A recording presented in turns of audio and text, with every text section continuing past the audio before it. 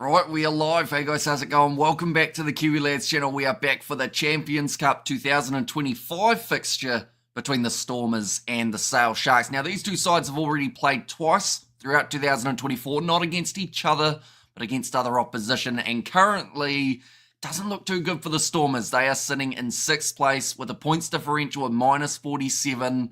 They have to at least try and win this game, because if they don't, there will be a very limited chance that they can even make it to the Challenge Cup, let alone go through to the quarterfinals. But they've got the side to do it. A pretty strong looking lineup out there on the field for the home side, including a couple of the Springboks. Satoli in the front row alongside JJ Kutsia and Franz Malharba in that number 3 jersey. Salman Moura alongside JD Schickerling as the locking duo. Then Dion Foree. He's had a real impact since coming back from his injury, being able to get over that ball, turn it over in the important moments. For the Stormers, David Ewers will be at number 7 with Marcel Tennyson slotting in as the number 8. Stephen Nkura will be starting at 9 with Mani Libok at 10.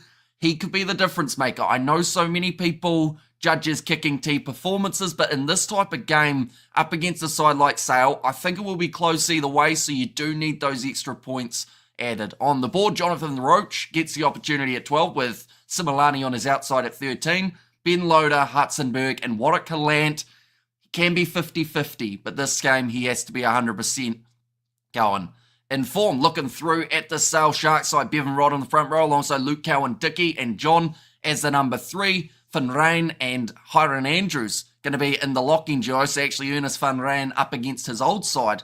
In the Stormers, Dupree at number 6, Tom Curry number 7, and then the other Dupree, Daniel Dupree that is, as the number 8, Gus Wah at 9, Dupree at number 10. She's a common name, but not actually for the South African side in this match. Instead, Sale Sharks, although, as we know, they've got quite a few South African players in that squad. Bedlow and James in the locking duo, Reed, Roebuck, and Carpenter at number 15. So it's going to be Warwick Gallant versus Joe Carpenter, and I feel like that's that type of battle that if Warwick Gallant can cement himself in the right direction early, can actually dominate this game. But Joe Carpenter, he is no slouch. He can work hard at the back and help his side in the right direction. We got belated Happy New Year, Hamish. Yeah, it's actually our first stream of 2025, and we're actually up to the 12th day, or the 11th, depending on where you are in the world. So Happy New Year, of course, to everyone who is tuning in. We've got a lot of live streams this year, including, of course, this Champions Cup game, and then moving on from that, we've got the URC returning, the Six Nations also around the corner with a bit of sevens, and then Super Rugby kicking off as well. But do, of course, let me know who you think will be winning this game. The Stormers come in as favourites for this matchup, even though they have lost both their first fixtures of the Champions Cup. But like I said, they've got a good side here, and they just need that win. They need a little bit of chemistry to get them in the right direction. They were able to end their year on a high, though. 2 wins from 2 in the URC, beating the Lions by 19 points, and then managing to get that big win up against the Sharks, who did look strong throughout that fixture, but the Stormers hanging on.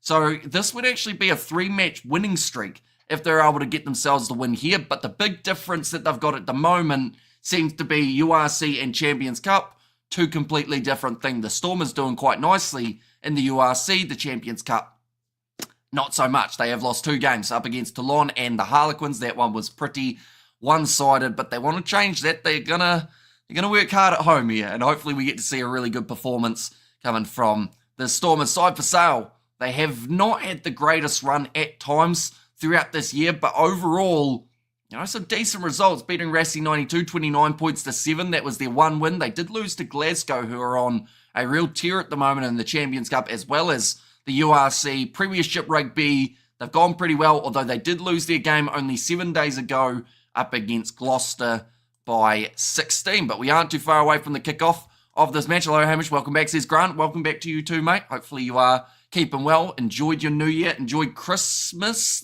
Tell you what, it's been a little while since we've done one of these. We're going to have a little bit of rust, perhaps. We'll be supporting the Savage sides today, even the Stormers, says Sakabula.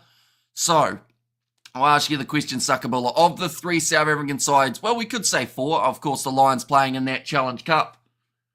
Who's winning? Are you picking all 4? Are you picking 3? I think that the Bulls are going to have a hard job up against Castra, but it's not impossible to get themselves the win with the very young side there. The Sharks, I think they're probably going to be the side out of all the South Africans that will struggle the most today. But the good news is they've got a lot of internationals in that squad. They're just up against a tough side in to lose that do not like to lose. They have done pretty well in their last 12 months. But jumping straight into this match, which we are only a few moments away from, we've got the benches that we can show as well. We go Andre Hugo Venter at number 16, Vermaak and Nedeling Fouché as the number 18, Ruben van Heeren at 19 with Evan Roos. Now, that's a big return that not many people are actually talking about, but they should be, because that man's been away for a very long time, missed out on the November internationals, didn't get to travel to Australia for the July internationals, or at least the rugby championship side of things. It's been a while since we've seen that man in action, but he's now back and will be rearing to go. Paul de Villiers alongside Paul de Vet, a lot of Pauls in there, and then Duplessis as the number 23 for Sale Sharks. I'll be honest, this bench, they've gone with the 6-2 split. They've got Ben Curry there as the number 23, which might be a little bit of an extra oomph that they need, but it just doesn't set the world on fire, I would say. But that doesn't mean that they won't play well. And the Stormers will still need a very strong performance to get the win here, but I do think that it's in their favour. The fact that they got a couple wins at the end of last year, they've regrouped a little bit more. A couple returns from injury have been happening, but still a couple more have been picked up throughout this season as we go on. But I think Ben Loader out on the wing could be a big one. They haven't got Lillian Zuss for this game, but Loader, he's a powerhouse and should do very nicely. And Sakahibula, well, I guess we have to. Who you's playing? Says that Mr. All-In and there as well. But it looks like a beautiful afternoon in Cape Town for this contest, which is absolutely awesome to see. Bulls might win. I really don't know. Castra agrees Sharks have a tough one against to lose. Anything is possible. And that's the thing. The home field advantage, definitely in the French competition, that can be a game changer. But for the Champions Cup, we haven't witnessed whether or not that is a massive factor as of yet. But if they somehow pulled off the win right, which I'm saying it as if it would be a miracle, it would just be a very solid performance from that Sharks side. Like, that would give them a huge amount of confidence going into it. But we'll have to wait and see. And that's the thing. The Bulls, they're a side that at the moment, you know, Jake White, he's made it clear that the Champions Cup is their second favourite competition in terms of the URC. That is the focus point. So it's a lot of unpredictable rugby today, I'll be honest. There's even other games that are taking place. Saracens versus Munster, I think, could be one of the closest games of the weekend. They are just showing that starting lineup again for the Stormers. Some really strong power up front. And Happy New Year, Hamish, let's get it. And to lose or not to lose, that is the question, says Wenmar. They do love a good pun and a great way to start the year indeed. But Marnie Libok in that number 10 jersey for the Stormers side, that's going to be the game changer. Is he going to have a good game in the sunny Cape Town afternoon? He has to. And I Stormers win, says Bobby Fox. In fact, we will get some score predictions. I think we've got one so far from Wenmar saying Stormers by 15. I'm going to say that they win it by 7. I think it's going to be a closer game, but I do see them having enough. Ernest van Rijn, it will be interesting seeing him in action up against his old side, because this game actually happened, I believe it was last year or the year prior, in the Champions Cup. We have actually seen these two sides go head-to-head in South Africa. Now, I can't remember the score in that one. Was that the year that the Stormers were doing well or not so good in the Champions Cup? It might have been a win to the Stormers. I think we're going to have to quickly have a little search of that. We'll go Stormers versus Sale Sharks 2024. I think they did play 31 points to 24. It was actually pretty much a year ago on the 14th of January that those two sides played, and they won it by 7. So maybe I was just, as my prediction, saying what happened last time. And I hate to predict by it, but Stormers by 5.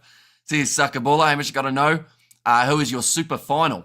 Says Mr. All-In, who is your super final? As in Super Rugby-wise? I honestly, like, I've looked at the squads, right? But I haven't probably gone in depth enough to have a massive prediction. I still think something like Hurricanes Blues could be on the cards, although the Canes have lost a few good players this year. So Blues Chiefs, like, I feel like seeing as they're the defending champs, the Blues will have a good shot of being there again. Don't say the tags. Is that the Tars maybe? Or is that Yeah, the Tars. Yeah, nah, Waratahs I don't think going to go too well this year, unfortunately. Stormers all the way, says Hendrick. What is your prediction, Hendrick? Do let me know. Selma Mura has made his way out onto the field with the Stormers side. Tell you what, they've had injury after injury this year, but the fact that they're still fielding a team is impressive in its own right. At one point, they had an injury list of about 15 players. Luckily, most have returned, with the exception of a couple. No Damien Valimza as of yet.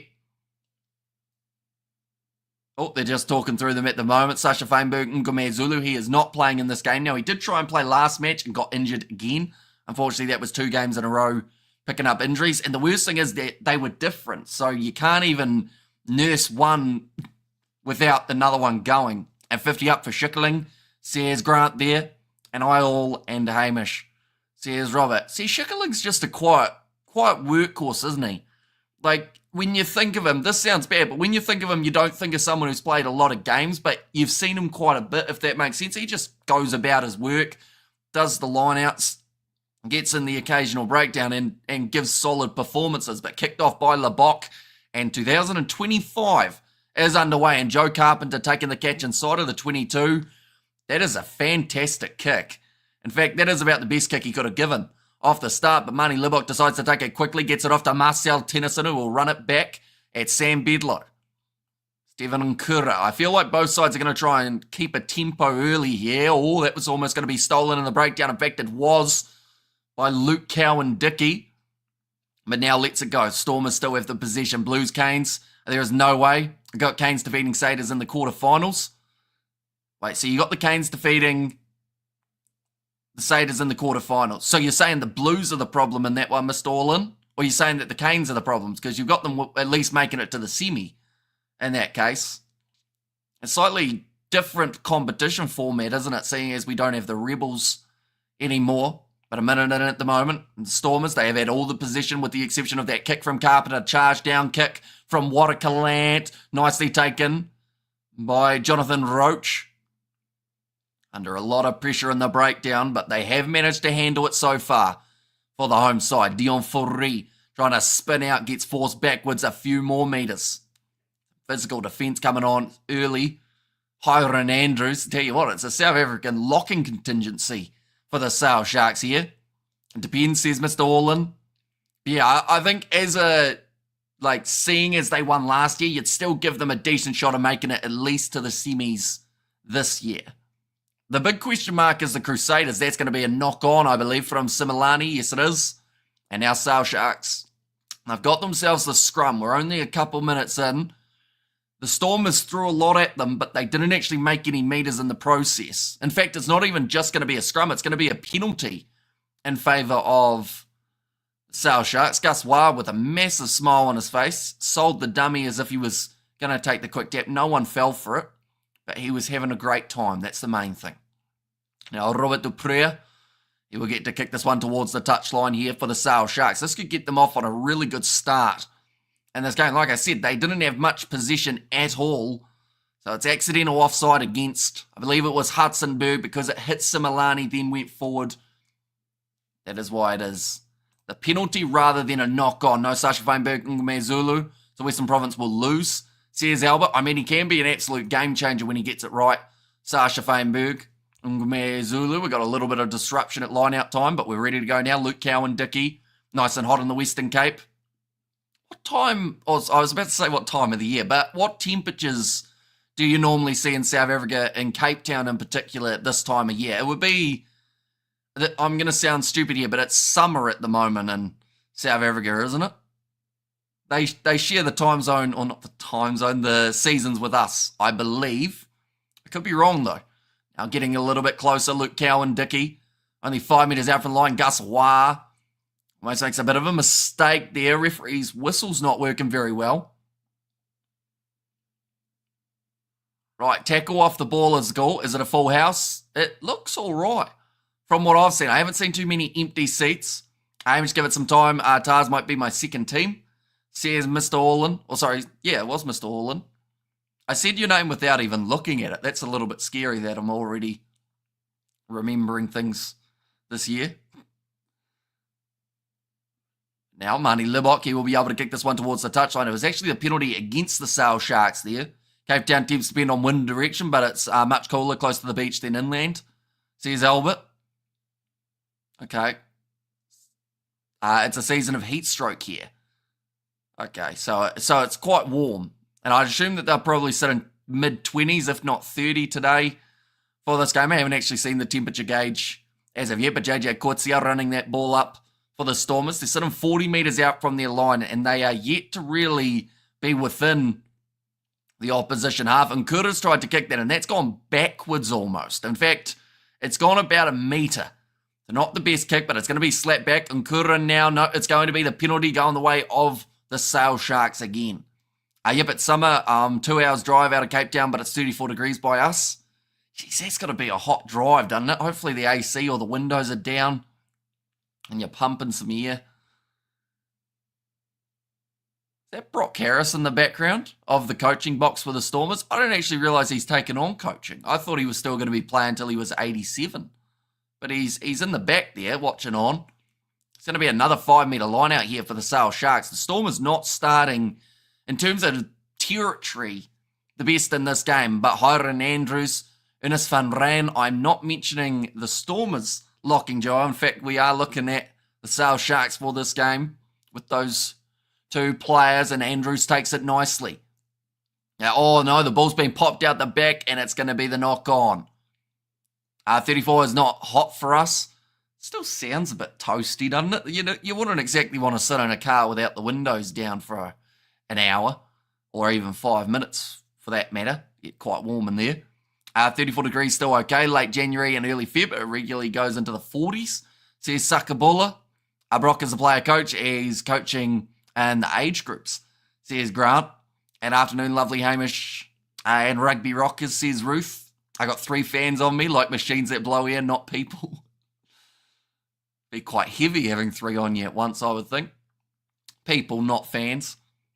36 plus, that stands to hurt, or that starts to hurt, says Albert. Okay, so in terms of coldness, what temperature is the one that you're like, yeah, nah, my toes are falling off? Because like 36, you're obviously starting to sweat a little bit and get a bit hot. What's the cold side of things? I assume that, some of the games we've called that have been in South Africa have got to pretty much minus at times, or, early temps, the 5-degree margin. 5-metre scrum here for the Stormers. And that was a little bit of an early push there from the Sale Sharks, so they will get themselves the free kick here for the Stormers. I'm a Shark supporter, close to Durban, not as hot and or as humid as it could be today. Not bad for rugby in 2 hours. We'll be under 30 degrees then. Says Robert. Yeah, I think that's a very anticipated game, isn't it? Sharks versus Toulouse. Antoine Dupont in South Africa. It's been the talking point all throughout the week. No matter where you look, that is the headline. And also Matt Canson's ban for what he said about the referees. But other than that, there haven't been too many. Frans Malharba, big man, back into the Stormers side. He has had his own fair share of injury troubles. Morning, mate, says Katzenell. Welcome, man. Or welcome in, I should say.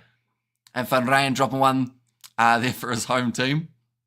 Yeah, there's still a little bit of loyalty there for Ernest Van Rijn, it would look. Gassois ends up with the ball here for the Sale Sharks. We're already 7 minutes in.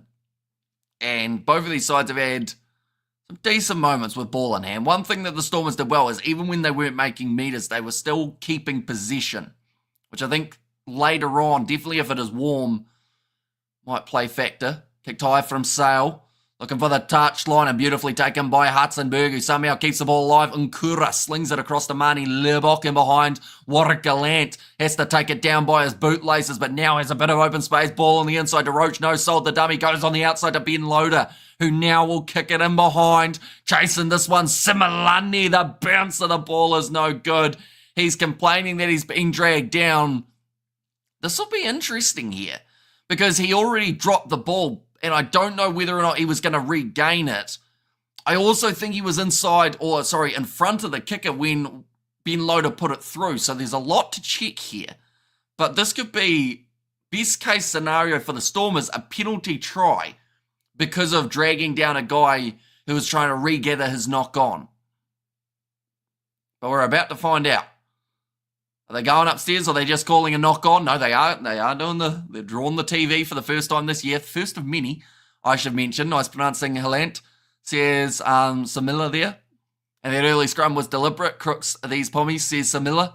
It's only 22 at the stadium with 24 max predicted, says Albert. And Stormers making too many schoolboy mistakes. This is not Stormers rugby. They should stick to the basics, says Mike D. And yeah, they have had a fair share of errors in their last little while, haven't they? Right, we're about to see it. See, I think Similani, if you're being technical, might have been in front of the kick and then drops that ball, tries to regather, which he may have been able to do if he hadn't been held back by a Sale Sharks player. But we're going to see the replay here, at least here anyway. Oh, tell you what, he might have gone back just enough to be onside here. The camera angle might help him. Yeah, I'd say Ben Loader's boot is in front of him. So they're saying he's in line, which is good. Now, he's knocked that one on. Then he's dragged down, though, before he's able to regather. So, it's a bit of an interesting one, and this is going to really test our TMOs for 2025 right off the get-go. It could be penalty try for sure. Sale Sharks versus Stormers on the radio. I'm about to go on a 2-hour drive, but I don't want to miss the game, says Raymond. We are doing the play-by-play commentary if you have got phone data, although depending on where you're driving in the country, I guess will depend on how good the service is. So we will be doing our best to keep you updated about the game if you aren't able to find it on the radio. But yeah, hopefully your drive goes well, drive safe. I think they've made a decision here, have they?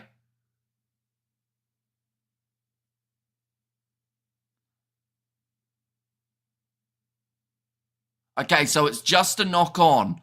They've said that once he's touched the ball, you are allowed to tackle the ball carrier, which is what we've seen there. They have ended up dragging him down. So yeah, it is going to be a scrum to the Sale Sharks, but it could have easily been ruled the other way. Like, those are the really hard ones to know what they're going to decide, and it's down to interpretation a little bit, but Sale Sharks, they'll be 5 metres out from their line. The best chance for the Stormers to score has just taken place. 8 minutes into the game, still 0-0 between these two teams. Game sounds exciting. Yeah, it's been fast-paced from the get-go, and that was probably the best break that we've seen throughout this first 8 minutes, hands down. Looking good there, Hamish. You're simply fabulous. I'm a wilted lettuce leaf. Well, I've been feeling a bit like a wilted lettuce leaf, Roof. I've been trying to be slightly healthy for 2025, as everyone does. They do their New Year's resolution, and most people have already broken it by the 12th, but I'm not doing too badly. But we'll see. Antoine Dupont, ooh la la with Nutella over his chest. It is, if it was South Africa Rugby Union, TMO is definitely a penalty try. Says Eric, that's a massive scrum from the Sale Sharks. They have pushed the Stormers back about maybe 4 metres or so. Not often you see Malharbour getting scrum like that. Yeah, it must have been a really good start for Bevan Rod and his Sale Sharks side. I think they've said that JJ Coetzee is the man to blame for wheeling the scrum. Ulster Rugby. Ulster playing Exeter. No, who are they playing later on? Leicester Tigers, aren't they? Should be a good game. I should mention we'll have a few updates of other games that are taking place in the Champions Cup alongside the game that we're covering, so we'll try and keep you as best updated as we can, although at times we don't like to give too much information away because, of course, sometimes people consider those as spoilers. Good start from Sale. Says Bobby, yeah, they've been competitive throughout this first 10 minutes, which is, I mean, it's exactly what you want early on in a Champions Cup game. You want to see sides from 2 different continents being able to just compete. Yeah, I think that breakaway for the Stormers showed that when they get it right, they can be extremely dangerous. What a Calant, able to run it wide, get it out to Loader, who, when he's got ball in hand, can certainly make some damaging runs as well. But once again, a nice rolling maul here and an advantage going the way of the Sale Sharks. It's going to be against Franz Malharbour for collapsing, but it is available for Gus Wah. Going across now, Robert de Preer. Nice pass out wide. Finding the youngster, Joe Carpenter. Lost a few metres here, so I believe they will go back. Yes, they do. Stormers scrum killed there. Says Eric, who you got winning? I'm going Stormers by 7, and I actually learnt that's the same result as it would be last year. They've 31-24 victory for the Stormers. So lovely to have you back. We missed you last week. Says, Robert, I'll be honest, it felt really weird having a weekend where we didn't have a live stream. Like, there was plenty of sport on that we ended up watching anyway, but just having a weekend that I didn't have any sort of stream. Like, I was planning on just doing a random one, but then I thought, well, I haven't actually told anyone that I'm doing a random one, so it might just be me. But yeah, there's plenty more rugby coming now. Champions Cup next week. We are also going to be covering on the channel. Then the week after that, we get into the sevens. In fact, next week might be the sevens. I'll have to do a schedule check. No, it's the week after for the Perth sevens. Get to see the Blitz box back in action.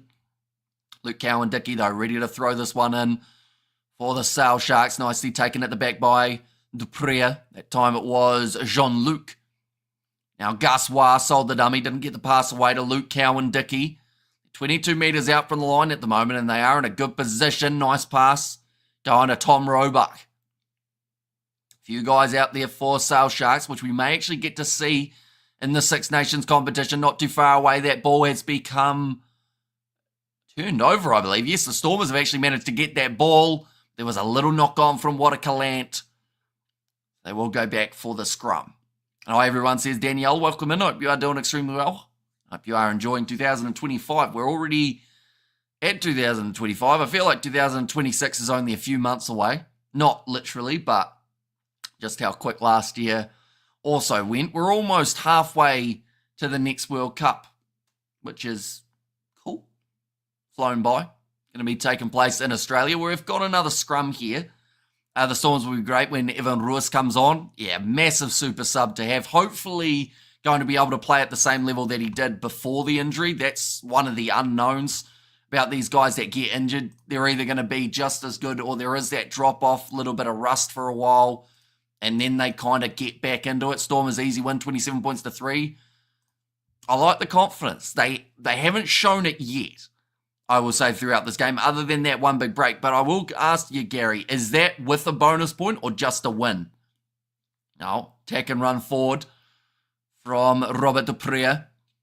Gus Water once again going off. Oh, beautiful offloading game. Gets it away to Jean-Luc Dupree. Short side. Oh, and there's going to be the penalty for a high shot. Wait. Oh, no, it's going the way of Sale Sharks. I was confused for a second. The referee, oh, no, it's a neck roll. So it's actually the penalty going the way of the Stormers. I was confused how it could be a high shot against the side defending. But, yeah, neck roll. What a Calant. He was looking for a guy to fight there. He was going, who did the neck roll? No one answered him, so now he just walks back to fullback. Stormers all over. Watch the wind. Hi, Albert. And thanks to Roof, I've completely lost my appetite, says Albert. The Stormers should utilise their speed more. The backs need the ball. Yeah, I mean, Loader out on the wing as well as Hudsonberg. Hudsonberg, he's got pure pace if he gets a little bit of space to work with. They haven't actually at all given him that yet.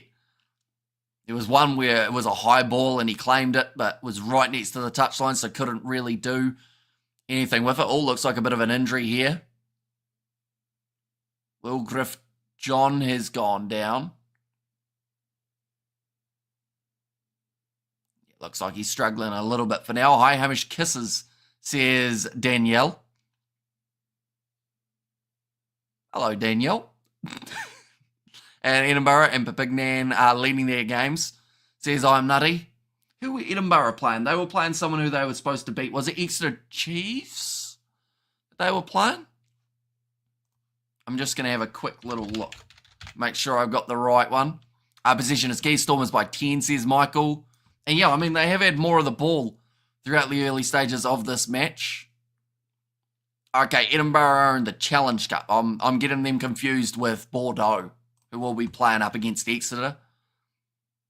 And we have got their scores are not even moving today in the first 20. Everyone's a little bit slow to get going. It is a new year. They want to start off, building into it, easing into the big games.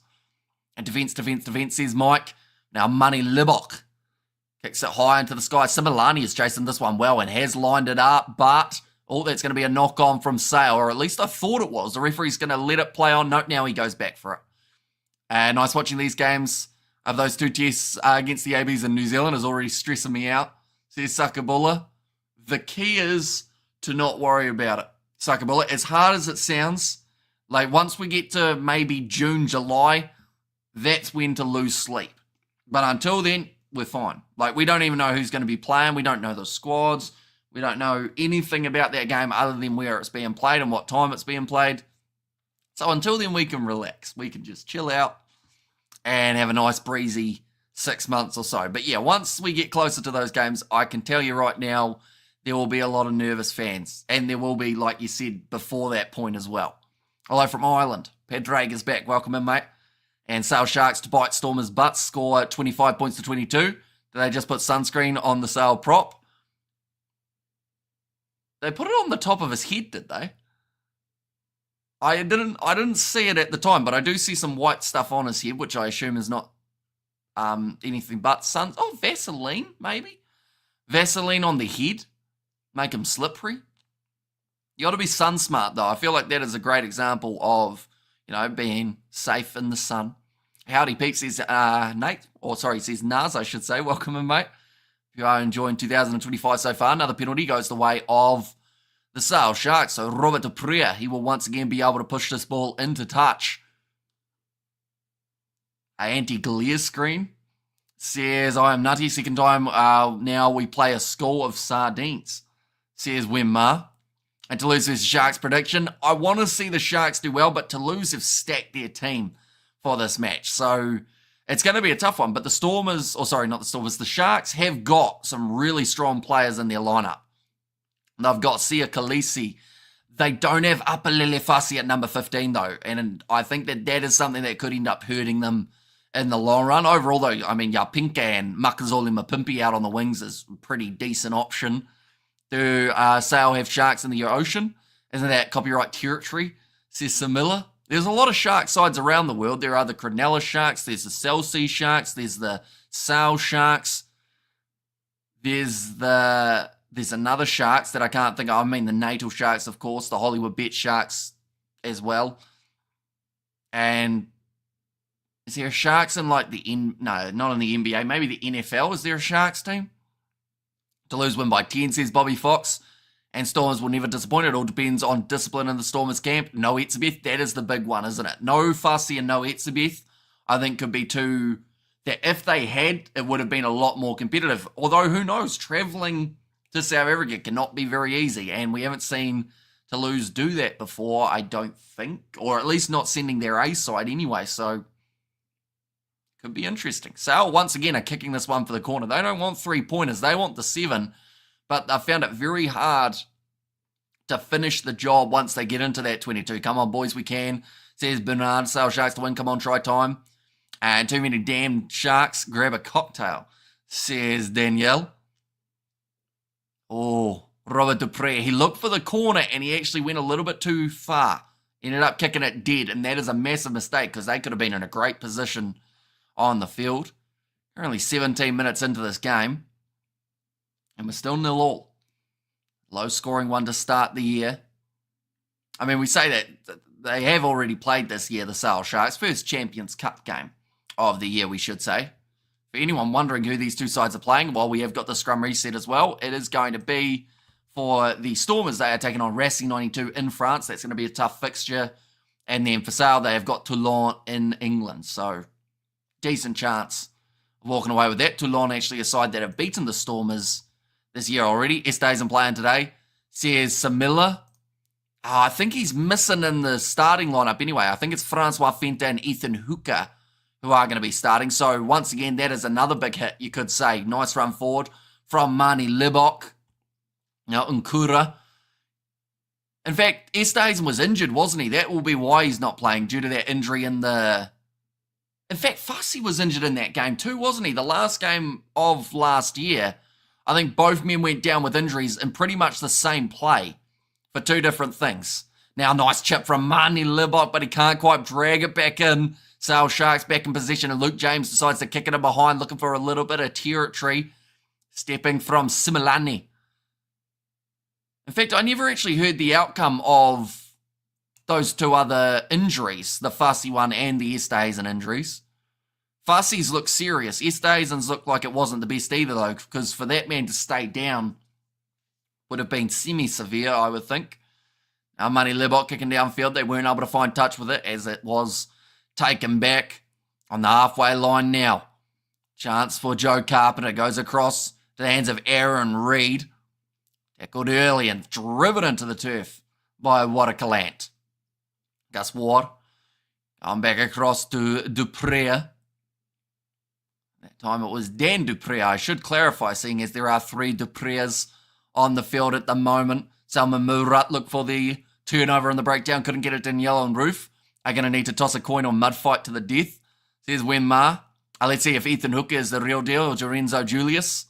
Looks like a real deal though. He does. He looks like a great option for the Sharks in the future. Even if he is off the bench, maybe he can have a bit of a impact. No one wants to go for points today, says Pierre. Yeah, both sides trying to start the year with tries. Now 50 metres out, Ernest van Raan running at Similani, who caught him a little bit high. But we're 20 minutes in, a quarter of the way through this match, and the scoreboard is not wrong, ladies and gentlemen. These two sides have not been able to budge each other's defences. The Sharks have had more chances of scoring, but the Stormers look more likely to score, I would say. War sends it high again, and slap back for the Stormers. We just need a bit of openness to this game. Both sides structurally have defended quite well. Here comes Watercalant to the short side. Ball on the inside to Nkura. Here we go. No, another good tackle. Made shutting it down early. Mani Libok, though, firing it off to the left-hand side. This is where we get to see Roach once again. The youngster, he tries to go through. Finds the offload to Dion Foree. Puts it on the outside to Loader. Breaks through 2. Offload on the inside to Murat. Probably wanted someone with more pace. And unfortunately, he's passed it straight into the hands of Tom Curry. But once again, one of the best plays that we've seen from the Stormers of the day. And Jelly Wrestling and Jelly Noise says Wenma. Is Jelly Wrestling actually like a thing people do? Because I know that like at college or university in USA, they used to have all these things that they used to do that. A lot of them I don't think they do anymore. I assume Jelly Wrestling is probably one of them. You know, I'm not sure what it would be like wrestling in Jelly, but anyway, we'll go to the left-hand side. Dion Foree. Nkura on the halfway line. Halant goes to Mani Libok. Can't get away, but manages to find his offload to Hudsenberg. Yes, Hamish, choose a flavour, says Danielle. Now passed on the outside. Similani. Chance here. Beautiful step. This is the chance for the Stormers. He gets the pass away. And JD Schickerling in match number 50 gets the first try of the contest. And it has taken 22 minutes of hard work for the Stormers to break through. Like we said, JD Schickerling, just a quiet workhorse, but he's right place, right time there. And try, says Danielle. And let's go, says Wenma. But a great bit of work from Similani. And great offload. I don't even think the cameraman realised that he got the pass away. But JD Schickerling, not only does he score, but he scores it between the posts, which gives Mani Libok a very easy kick to start off 2025, which is fantastic news. He'll be 100% after this one does sail over.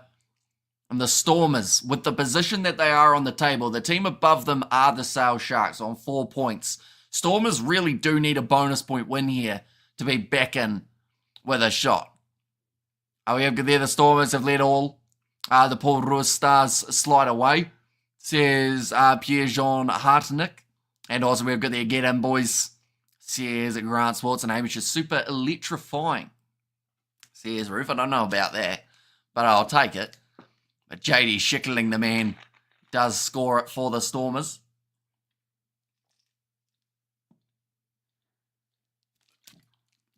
Now sitting with the 7-point lead. Need a score on that board. It's too quiet. Explain how that try happened, says Albert. So they broke down the right-hand side. And it was just a little bit of consistent pressure, I would say, from the Stormers. They had a big break down the other side of the field. This time Similani managing to break through a tackle that created a line break. They didn't have a huge amount of space to work with, and then managing to get an offload and a 2-man tackle on the inside, going to JD Schickerling, who ran it round for the 5. Oh, Ben Loader forced in a touch. No space to work with. Always wonder why Rassi and the Stormers rate Moura. Got to say, he was bossing the collisions in the last 2 games. Let's see if he can prove me wrong. And also we have too much talent to keep everyone, says Wenmar. And dry in Cape Town. Does look like that. Hamish distracting you, says Sakabula. Now, line-out chance here for the Sale Sharks. They're being told to hurry up, and there is the new rules, I should mention, that are being implicated, or the new laws for the Champions Cup, which does involve the shortened amount of time that teams have to set their line-out, as well as the kicking timer only being 60 seconds rather than 90 now as well. One of the laws that they haven't trialled, though, is the 20-minute red card. If you get a red card, you are still off for the rest of the game. John Dobson could be on the bomb squad, especially birthday boy nettling for sheer. Says Conway. Nice attack and run from Dupree, though, trying to fire straight back here. Sale couldn't find the gap for Sam Beardlow. Oh, that's a big bump off from Dupree. Now going back across to the right-hand side, and the ball's going to be knocked on by Bevan Rod. Ben Loader breaks through one. And Onkura clears the lines. And go Libok. Yes, says Sakabola. Oh, beautiful take from Marnie Libok. Steps round. And this will be try number 2 for the Stormers. Just jogging it in all the time in the world. Where was Sale there? I know that they just lost the ball, but surely they had someone who was supposed to be covering that kick. But Onkura, I think they're just going to make sure that Marnie Libok was onside here. I think it's going to be try number 2 for the Stormers in quick succession. It took 22 minutes, and now they've scored in 2 minutes twice. Yeah, just chases after it. Absolutely no one there, and then the slip for the Sale Sharks fullback, Joe Carpenter. Wrestling custard and cream, says Ruth. That sounds more expensive, though. I feel like jelly you can get away with. Like, it doesn't have to be high quality. But I would think that, you know, fill a tub full of custard, you're looking at your bank balance with a bit of sadness. And great slip, says Danielle. And who did the try, says Pierre. So Marnie Libok scored it. Nkura gets the assist. Hang on, what are we doing now? Why is time off here? What are we checking? A potential knock-on they are checking now. That took them long enough to decide to have a look. So obviously they're saying it's a potential knock-on. This is going to be a knock-on, because they aren't going to go all the way back here to look at something that isn't a knock-on. The TMO has purposely found something that he likes. Right, where's the knock-on? It's going to be from Ben Loader initially. Was there separation from his hands? And he'd taken its toll. A custard in powder form, not so expensive. Yeah, I guess you need a fair amount of custard powder, though, to get enough custard. Or it depends on how thick you want it, doesn't it? I think there was a knock-on, says Grant. The ball touched the ground before. I can't do a French accent still. So this is going to be a no try. They're going to go 95 metres back, I believe. Or at least they're going to look at this 5 more times. So Ben Loader had it. Yeah, unfortunately, I think they're going to call that as a knock-on from the Pereira brothers. Fleur and Sale teammates, the dark arts of knock-ons, says Eric. And Sharks hitting a 3 is not only sad, but it might not get my 13 plus, says Mr. Orlin. Yeah, so the TMO going to be checking that one. Now, there was already a knock-on from the Sale Sharks, so I believe that this will become a scrum feed for the Stormers 95 metres further back than they scored that try. And geez, I hate this, can't celebrate a try till other teams kick off again. Exactly right, because like Marnie Libok had 3 seconds left on his kicking timer. Oh, we don't have a clear knock-on. Try is good. Surely they reset Marnie Libok's kicking time now, because or else he's got like 4 seconds to boot this one over. TMO is a pooper. Don't say that yet. He's actually said no try. Or sorry, he said try. So yeah. You look at that though, and you think, can you really go back to look at something that happened on the other end of the field? Well, the bot gets it over, and the score will now be 14 points to 0. And 15 plus for the Stormers today, says Pierre John. And also we have got there as a Hamish.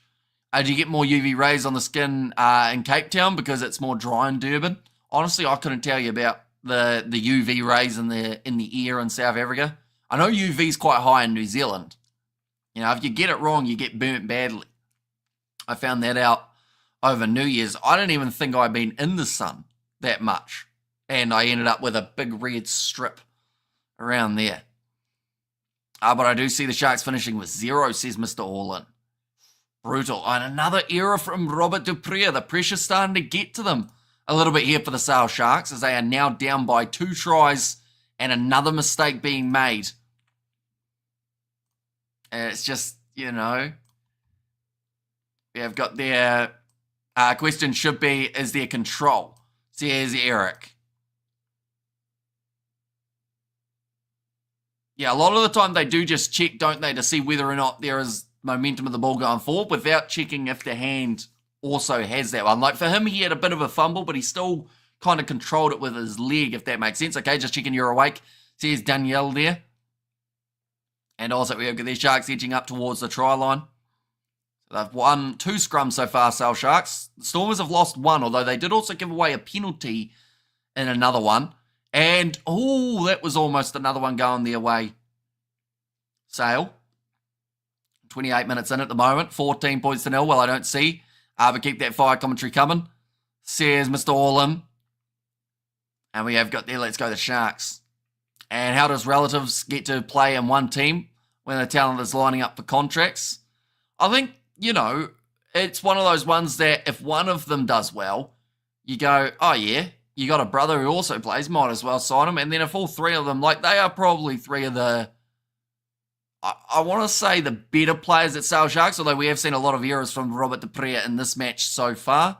How's it, Hamish? Happy New Year. Looking rested and healthy, bro. A good start to 2025, says Jason. And Happy New Year to you too, Jason. We have got, or not we, sorry, I have got a wedding I'm attending at the end of January.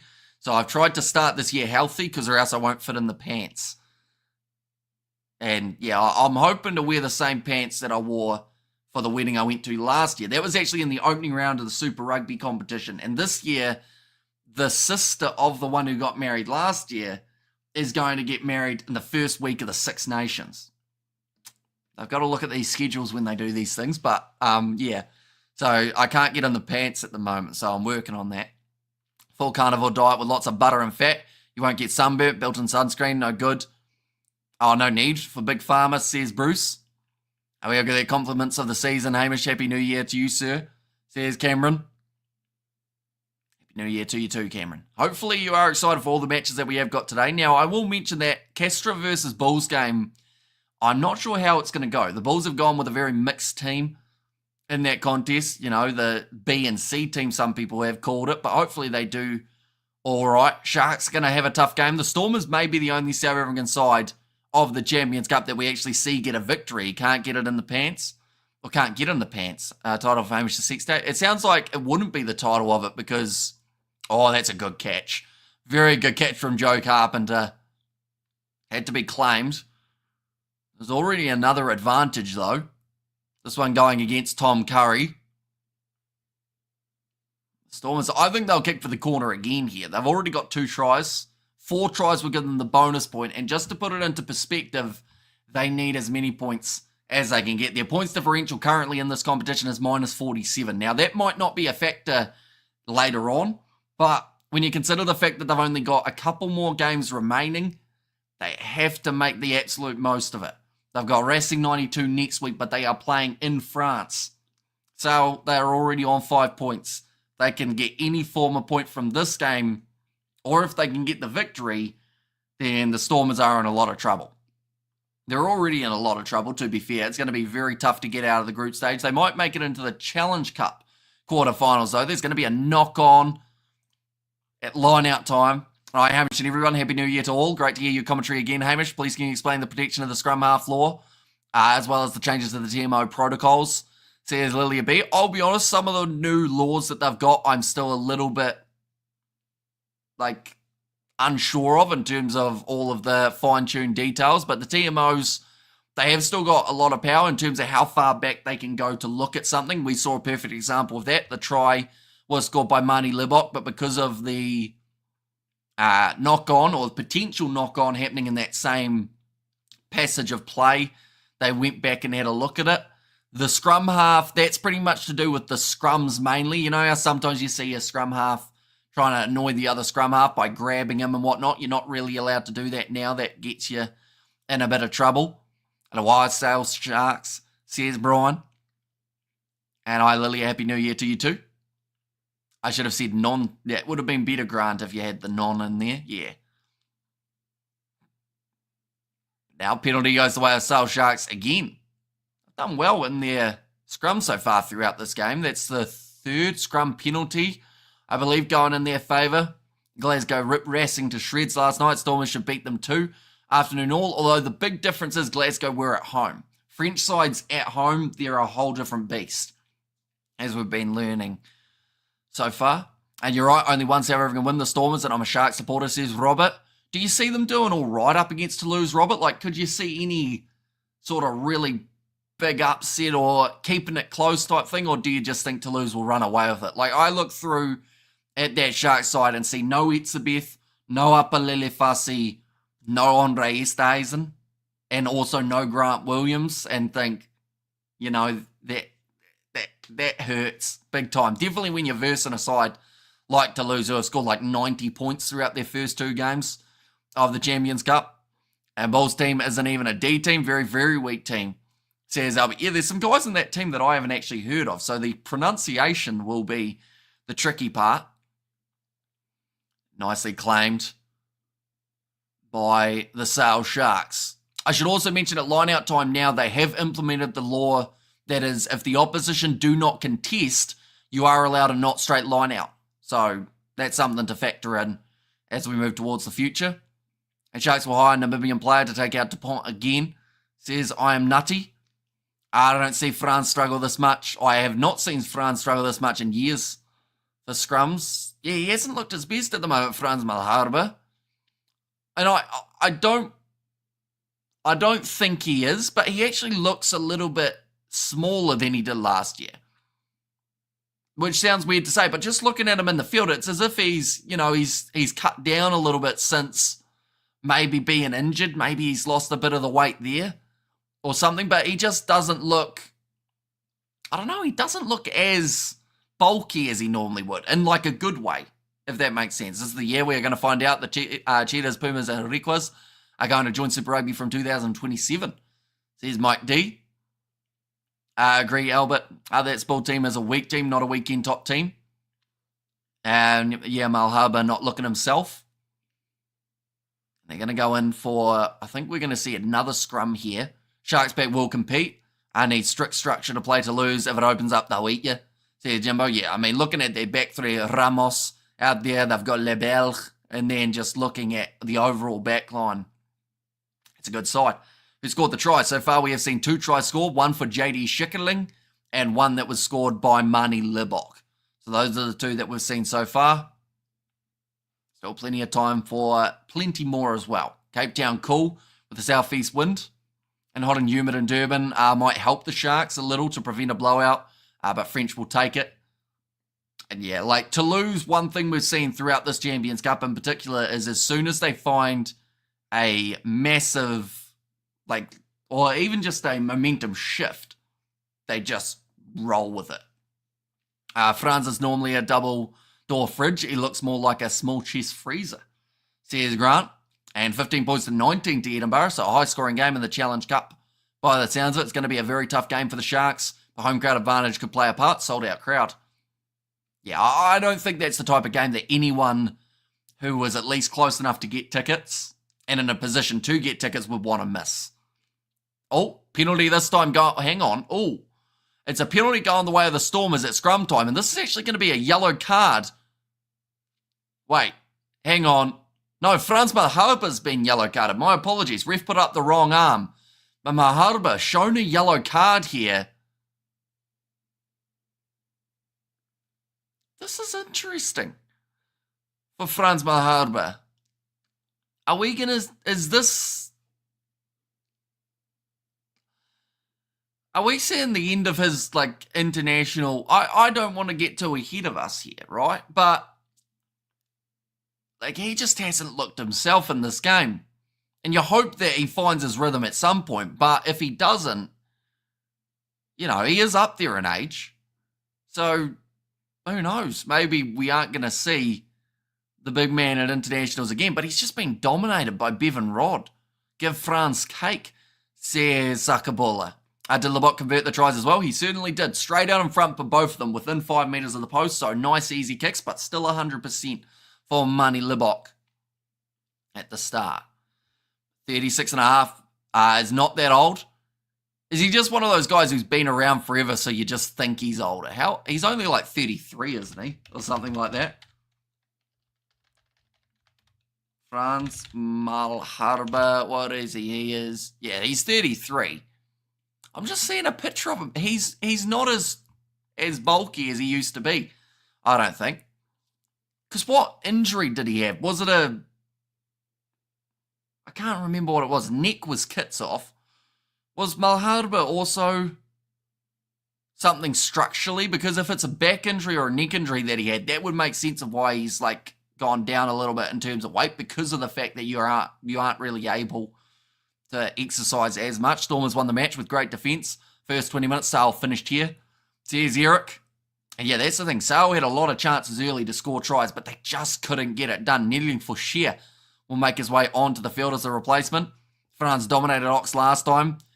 Maybe he couldn't wrestle the sheep last week, says Samilla. And so it could just be a little bit of rust, needs calcium perhaps, says Danielle. Hasn't been drinking his milk, do you think? What was the yellow for? Just repeat infringements at scrum time. Given away, I think it was 3 penalties or 2 penalties on that same side. 3 penalties as a whole.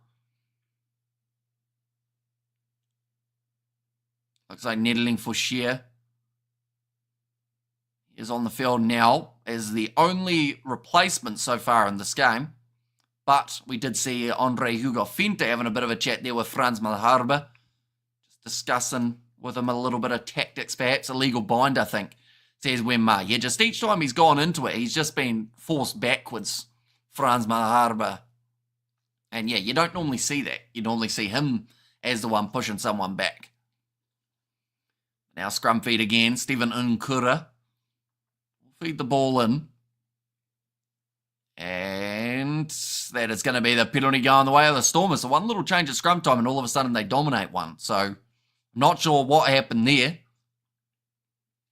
It's actually going against Bevan Rod, number 1. So that is the penalty going to Nettling for Shear in his very first scrum on the field. He will be the difference who can handle it, says Ruth. Now Mani Lebok, he will be able to kick this one towards the touchline again. Got a classy back line here, the Stormers. So if they can get this line out moving forward a little bit, then fire it out the back. Could be on. Oh, they haven't even kicked it into touch. Mani Lebok missing the touch line there.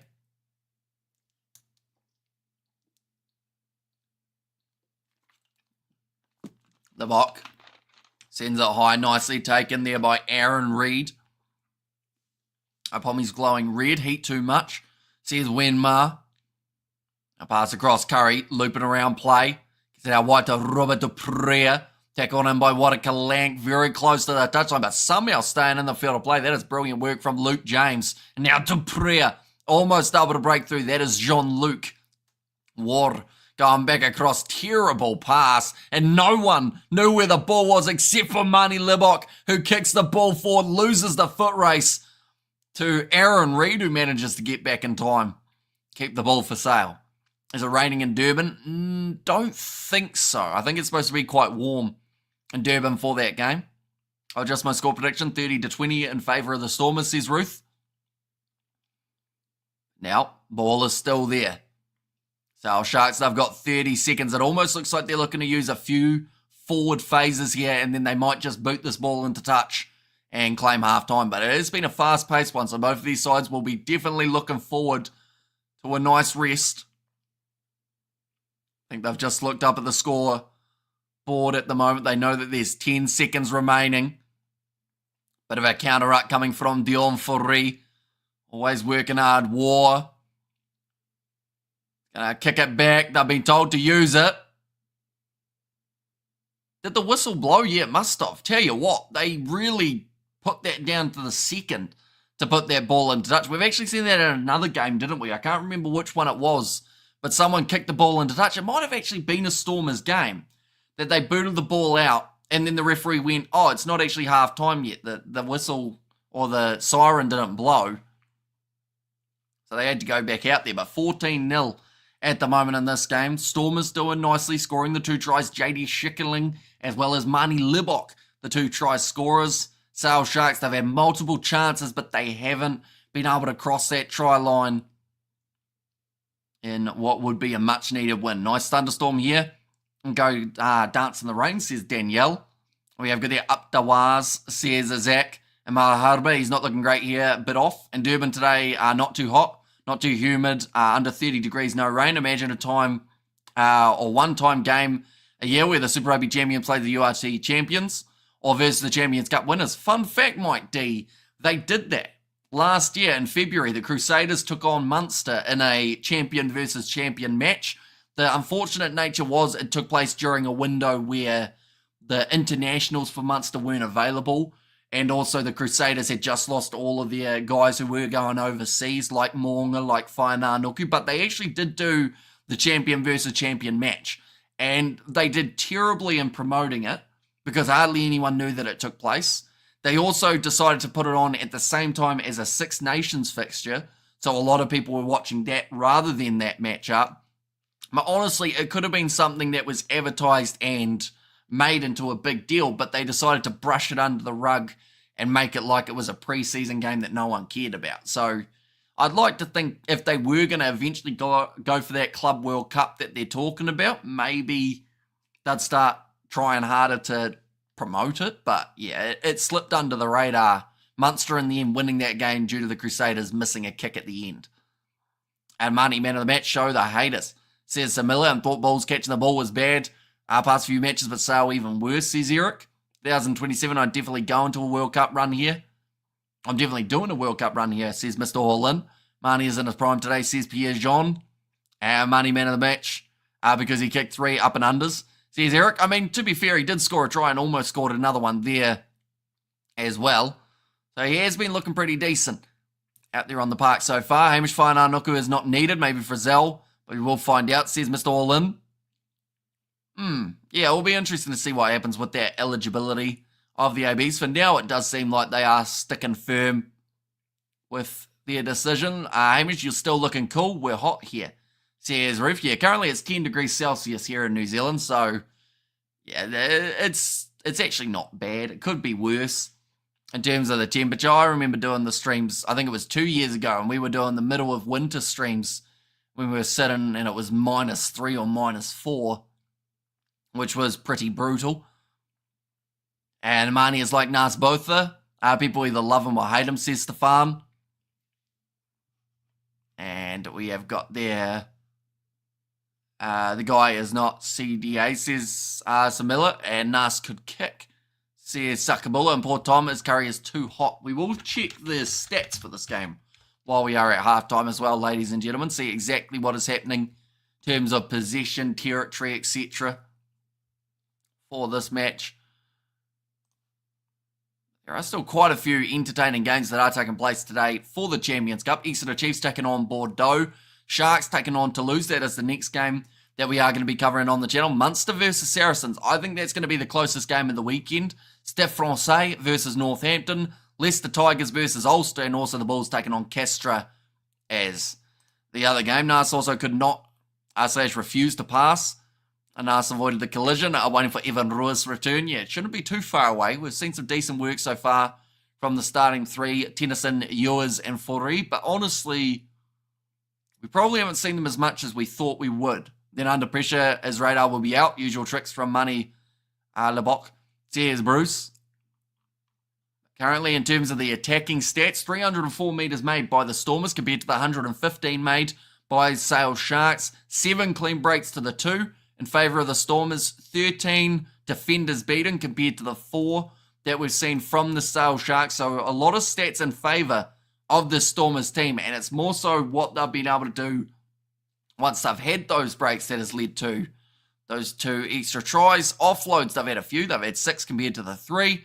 Possession is actually in favour of Sale Sharks. They've had 55% and also 71% of the territory, but that is not translated into points for this game. 60% tackle completion for the Sale Sharks also hasn't helped them in terms of doing well. But discipline, we've seen 8 penalties against the Stormers, I believe.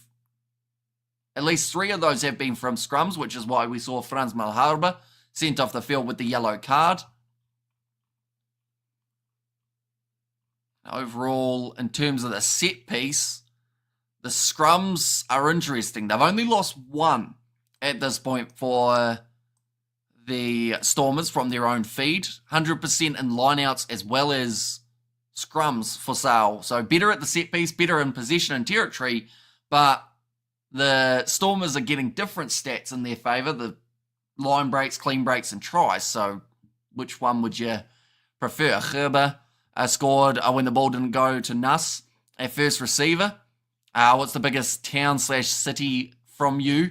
Probably Timaru, I'd say, is the biggest one. Like, in terms of relatively close.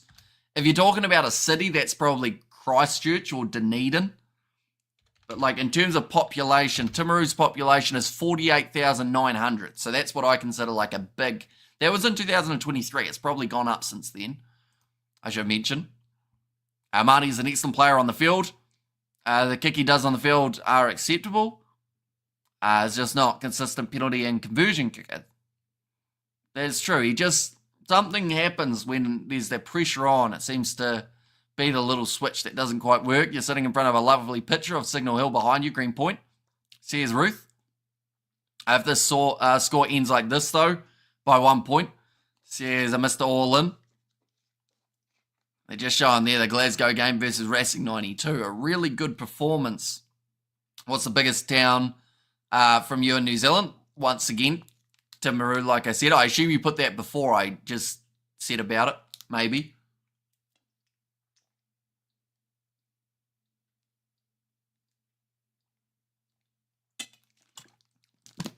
Don't judge, please. What are we judging, Adam? I assume you're talking about Bok, maybe, and Valimza. Says Julian. Also remember back then, the fly half wasn't expected to do much defending. Says Sakabula. Yeah, nowadays, I mean, there's a lot of tackles that are made in that inside channel. 12 and 10, both having to work extremely hard. We haven't seen a huge amount of Jonathan Roach, I will mention. Speaking of 12s throughout this game, we've seen a lot more of Sam Bedlow for the Sale Sharks. Second half of this game, not a mile off. I will mention the next game that we are covering on the channel is Toulouse versus the Sharks. That is going to be kicking off at 4:15 a.m. New Zealand time, but we are starting 10 minutes prior with a bit of build-up. Also, the games that are taking place tomorrow. Toulon versus the Harlequins. La Rochelle taking on Leinster. That is a match that so many times in the last few years of the Champions Cup has happened, and every time that it is in a playoff situation, La Rochelle seem to be able to get themselves that big win. That is a game that I do want to cover tomorrow, but it's going to be a bit of a tricky one because I believe I will be probably starting work at about 8, so I'll have an hour 45 after that, but then also, you know, it's currently 3 a.m., so I've got to try and find a way of sleeping so that I can then go to work as well afterwards. But that's the plan anyway. I want to do that La Rochelle versus Leinster just because it's always entertaining when those two sides play. Bristol versus Benetton, Bath versus Clermont is the other game that is taking place. Do you have any goals set out for 2025 regarding your channel? Honestly, like none at all, which sounds really bad because you should set goals and whatnot. But like the channel, each time we've tried to set a goal has gone above and beyond. Like this year, it's going to be a big one for rugby once again with the British and Irish Lions tour and the Six Nations, everything like that. But I don't want to get too, I guess, too overconfident in terms of any predictions or anything like that. So, like, I'm just hoping that we make it to the end of the year with having done plenty of streams and being able to just have a good year overall, but no goals or anything like that. What do the New Zealand players do this time of year? Normally, they've got the off-season. I saw that Jock McKenzie's actually playing Super Smash, which that sentence probably is very confusing, but he's a rugby player who plays in the Bunnings NBC as well as Super Rugby, but he's playing cricket at the moment domestically. So a lot of the guys just get a couple months off to be able to recover and rehab a little bit. It's a pretty tough season when you consider Super Rugby straight into Bunnings NBC straight afterwards. Show us your business strategy profile or portfolio. Says I am nutty. And we have got the no one and Cornet ran straight at Nuss. Sounds like it's pretty cold in New Zealand for summer, says Albert. I mean, it is also 3 a.m. you got to remember. Like today it was probably about 15 degrees and it was raining. So, that's all right for summer. The other day it was about 27 or something. Tickets are sold out, says Mr. All In. I think Australian, British, Irish Lions is going to be solid. Armani's good URC level, no problem with that. But he needs to get his kicks up to at least 70 to 80% to be part of the bot clan. We need more kickers. We already have magic like Colby, Kudley, Arensa, and Fussy. Says Eric. And similar, with more Curry Cups than most players. Don't disrespect a captain or bot captain youngster. Says Sakabula. Skip work, phone in sick. That only works well, Bruce, when you don't work with your dad, who also lives in the same house as yourself. So, more than likely, while I'm doing that Bulls versus Castro live stream, I will see my dad, and I will also see him throughout the day.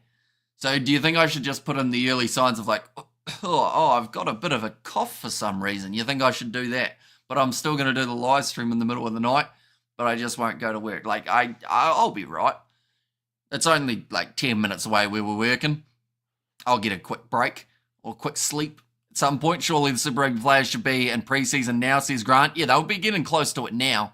Seeing as we are closer to the start of the comp. Although, at the same time, they've still got a month and a half, don't they? Or somewhere around there. We've got to remember late February for Super Rugby when it's starting. So I would say if they haven't started training yet, it will be within the next couple of weeks. But they also do still need that off time, to be able to do other ventures and just get a bit of a rest in before you get straight back into it.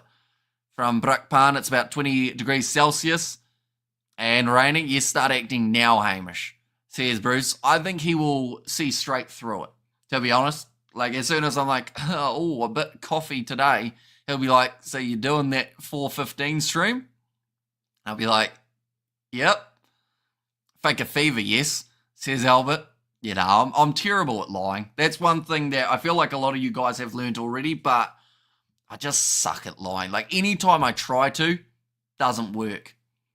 So, it's more, you're better to avoid a question than to try and lie in my case. So, gosh, Hamish is the boss's son. He's to set the example, says Danielle. Some Aussies playing in France as medical jokers. Any Kiwis?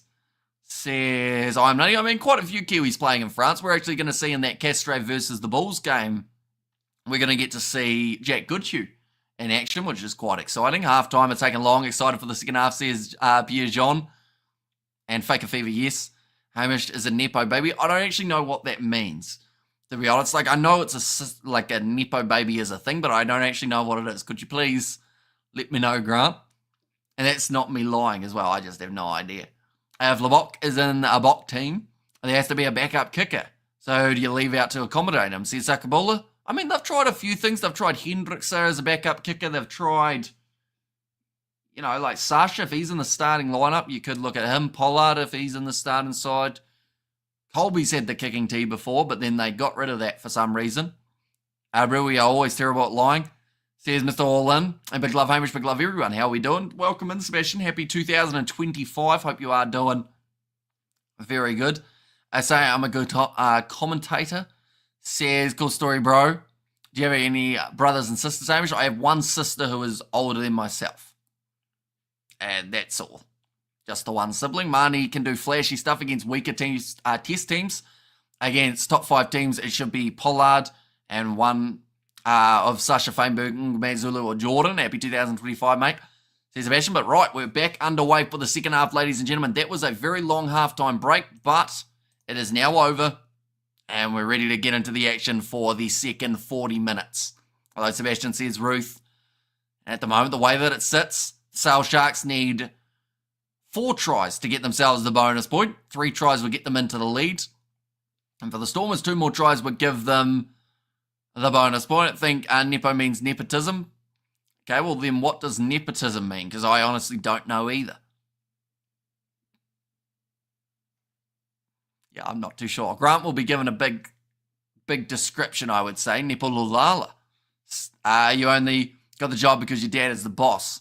Oh, brutal. But so true. But now, it's going to be Duprea going forward. Or it wasn't so much... Well, I guess you could say it's because he's the boss, but also more so that he needed help. So, it's like, do you find some random guy? Or do you just go, oh, he's doing nothing because he does some YouTube and whatnot, so he's got plenty of spare time. So we just get him. Wataka Lamp with the offload up to David Ewers. It's going to be the advantage going the way of the Stormers. Means you get preferential treatment, says Danielle. And we have there you get your family in first, says Wenmar. And who does Stormers play last round, says Eric. So they are going to be taking on Racing 92 next week. Cross kick here for Sale Sharks. Oh, that needed to be caught. Luke James would have had an easy run-in, but drops it. And that is, once again, just a massive mistake from Sale. Their hands have let them down throughout this game. That was the perfect chance to score early, get back into this game, and put the opposition under pressure, but they didn't do any of those 3 things. Nepotism is like incest, keeping it in the family. I needed help. Exactly what all Nepo babies say, says Grant. I mean, if there's concrete to be done, it's easier to get me, isn't it? But I guess you could say that I got gifted the job if it makes you feel better. Way to make a man feel great, Grant. But now 38 minutes remaining in this contest. Hiram Andrews, bit of an injury. Currently, still 4 minutes left of that Franz Malharba scrum. Sounds like your job picked you, Hamish, says Sakabola. Now, River's going straight after me. She knows I love DuPont as much as never. And old damn dropped the ball, says Mr. Allin. And Ouch Bruce says, Wenmar. And what did you say about aunt? No one mentioned an aunt, I don't think. And the 5th Duprea knock, yeah, there's been a few of them throughout this game, although that time it was actually Luke James who dropped the ball. Now Stephen Nkura ready to feed this scrum in. I'm glad we don't play against the Aussies anymore. Club Rugby, as we've outgrown their propaganda and BS, says Samilla. Penalty goes the way of the Stormers. That is for an uneven scrum again here. And the log of this group says, Julian, one moment, we will get it up for you. There we go. So, yeah, Stormers at the moment are not sitting pretty as it currently sits. 37 minutes remaining in this game. If they get themselves 2 more tries in that time, they will get themselves the bonus point. Now, it's going to be the line out for the Stormers. Now, if Sale was somehow to get 1 point from this game, that might be the difference between them making the quarters and missing out, because we've got to remember, Racing at home next week up against the Stormers, so you would think that Racing would be able to fire back, although they did have a poor game up against Glasgow from their last showing. So it's a tricky pull. You just don't really know. We know, or we are just taking the piss, Hamish, says Grant. I think so. I think some of the others possibly were serious, but that's all right. They are also right. That's going to be nicely claimed by Robert Duprea. Now flicks it out the back door, and that is going to be another knock on from this game. And Kill Story, your boy is hard. What does that mean, Mr. Orland? Your boy is hard. Grant, nah, your boy is hard. Oh no, sorry, penalty rather than the scrum. The Stormers, they will now have the option of going for either the corner or the post. I think it looks like Duplessis will go for the corner. So he's actually on the field trying to work out who it is for. I think Wataka Lant. At the moment, I haven't seen. Golden Showers, mate, says Mr. Orland. Thunderstorms building up west of Durban could make it interesting. Oh no, sorry, Marnie Libok is actually off the field. Getting a breast massage by the looks of it. And then also a little bit of a band-aid on the eyebrow. And Stormers must work on that PD. Can mean playing Toulouse or La Rochelle in France. We know what it means. This ain't a nursery, boss, says Sebastian. Now looking for the rolling maul, 10 metres out from the line at the moment. Stephen Nkura, he's going to go with a pick and go. Tell you what, they have to shut this down. He's almost going to go all the way there, Stephen Nkura. 1 metre short of the try line. And they've got themselves the advantage now against Sale Sharks. Now, David Ewers. Going round the side. They are right on the verge and they are now over. Satoli scores it. And that is their third. They need one more now. Yes, Albert. I can make for slippery conditions, says Danielle. Breast massage, says Wemma. Yeah, it looked like he had his shirt, he had his top up, and they were about to rub something on the chest to make him feel better. Sale Sharks are all so shaky, says Ruth.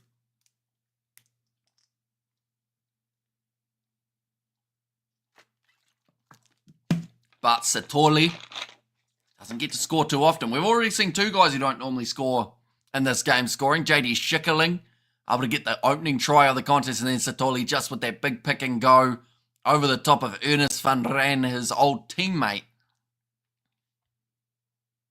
And now Duplessis to line up this kick that is due to Marnie Libok not being on the field. He's just looked up at the clock and seen that there's 10 seconds. Now, that's something that they have to start remembering. 60-second timer for the kicking rather than 90 seconds. Yes, boys, one more try, says Grant, and he's missed it. He took too long. Duplessis, and then ends up... Wait, is that gone over? Never mind, that one's gone over. I thought it went away to the right-hand side from that view, or right-hand side for him. Franz is back on. So it'll be interesting, won't it? Because Nettling for Shear, while he was on the field, they won 2 or 3 scrum penalties. Whereas with Franz, they were losing the scrum battle. Nice take from the youngster Roach. So currently 21-0 in this game. The Stormers, they need one more try to get that bonus point. Who is your favourite South African? That's a great question. Are we talking like rugby players or just in general? Now Salman Mura. Stormers fly halves or poppies all broken so easily, says Eric. I mean, to be fair, the Stormers in general had a lot of injuries throughout this year. Nice run forward from Hudson-Berg. Tries the chip and chase. He's going to be taken out, but it sits. Oh, no. Duplessis not able to regather. He's disappointed.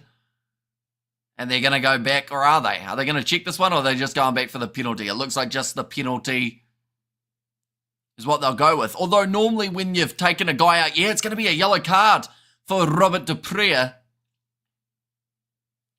He is not happy about it either.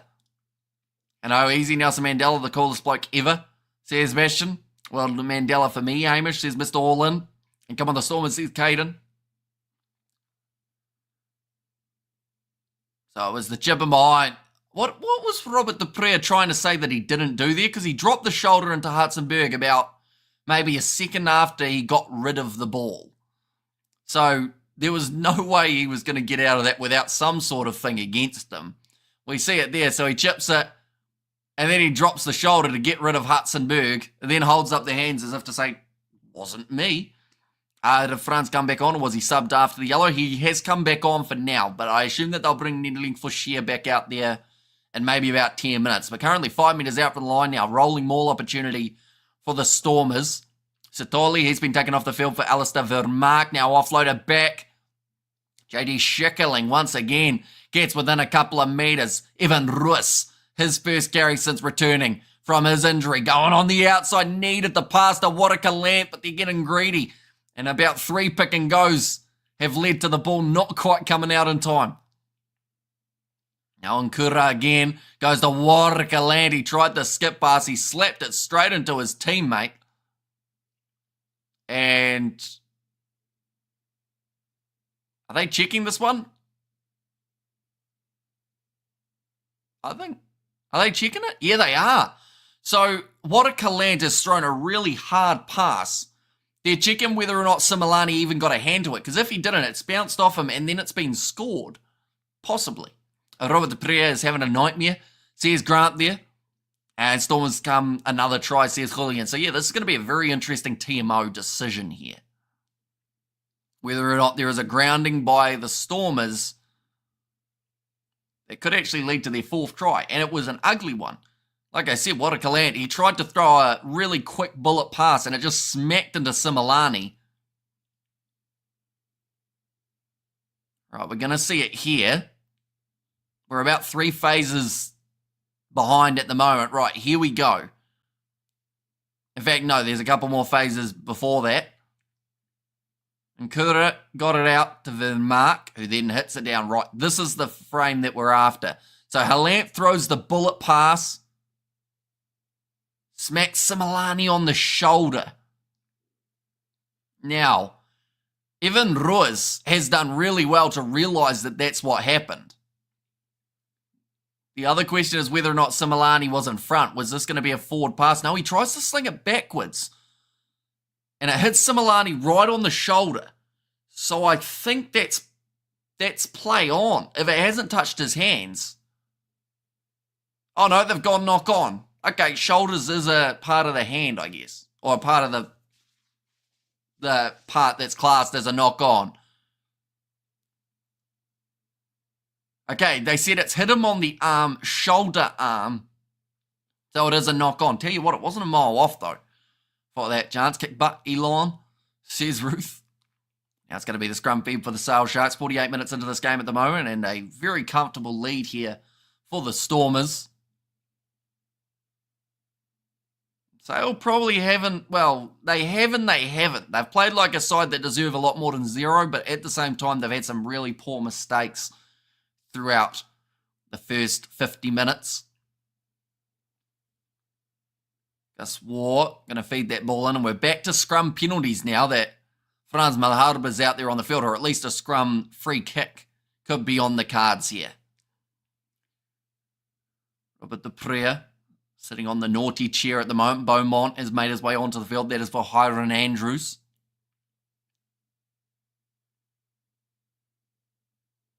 Eight and a half minutes left of that yellow. Marnie Libok looks like he's not too far away from making his way onto the field. Arm is the word you're looking for, Hamish. Says Grant. You see, I always thought that the shoulder almost, they'd let you away with it depending on where it hit you. Because, like, if it hits you there, you're never catching that. And you're not really even attempting to catch it in most cases. But then if it hits you in the head, it's fine. Or in the chest, it's fine. So if it got him in the pec rather than the shoulder, he would have been all good. Had to try and chest it like it was football. Now, kicking into touch here. Another free kick going against. In fact, no, sorry. A penalty going against. France is not going well at scrum time. Anytime he's out there on the field, they are having troubles, it would seem. Elon for US President. Oh, wait, he's already the shadow president. Says Wenma. So Labok will come back onto the field.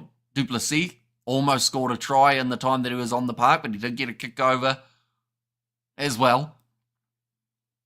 Now JJ Kutsia. Ready to throw this ball in.